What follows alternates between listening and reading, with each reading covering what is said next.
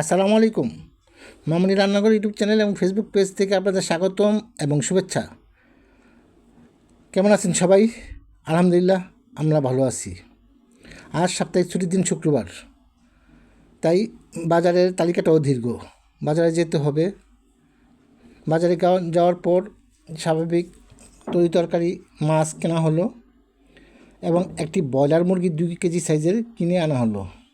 বাসায় এসে আপনাদের আপুকে জিজ্ঞেস করলাম যে বাচ্চারা তো বায়না ধরছিল বেশ কদিন কাবাব খাবে, তা কি সম্ভব হবে এই মুরগি দিয়ে কাবাব তৈরি করার জন্য?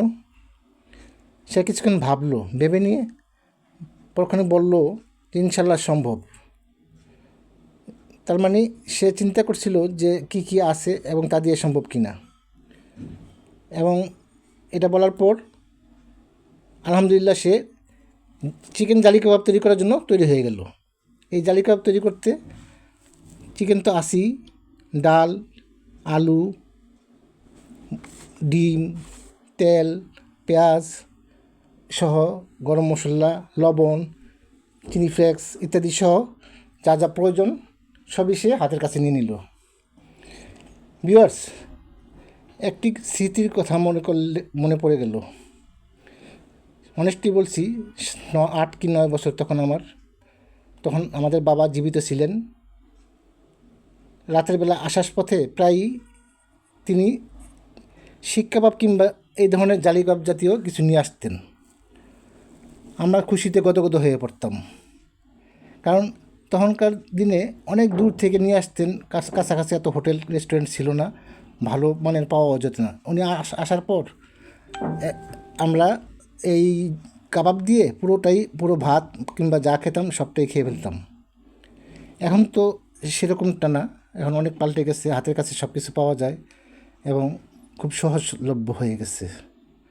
তাই সেদিনকার স্মৃতিগুলি এখনও আমার মনে পড়ে। এই কাবাব তৈরি করার জন্য আপনারা নিজেরাই বাসায় চেষ্টা করবেন এবং তৈরি করে অবশ্যই খাবেন। দেখবেন একবার খেলে বারবার খেতে ইচ্ছা করবে।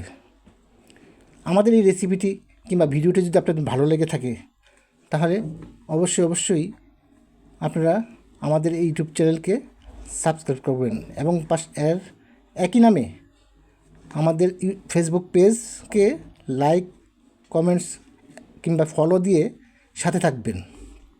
ভিউয়ার্স, এই কাবাবের তৈরি করে কিন্তু বক্সে করে ফ্রিজে সংরক্ষণ করা যায়। পরক্ষণে আবার এটি নামিয়ে 10 মিনিট অপেক্ষা করে আবার ডিমের চুবিয়ে কাবাবটি তৈরি করা যায় তেলে দিয়ে। তাই বলছিলাম আপনারা নিজেরাই তৈরি করবেন এবং মাঝে মাঝে খাবেন। দেখবেন একবার খেলে বারবার খেতে ইচ্ছা করবে। ভিউয়ার্স, আপনারা এতক্ষণ আমাদের পাশে থাকার জন্য অনেক ধন্যবাদ। দেখা হবে পরবর্তীতে নতুন কোনো ভিডিওতে এবং নতুন কোনো রেসিপি নিয়ে। ভালো থাকুন, সুস্থ থাকুন। আসসালামু আলাইকুম।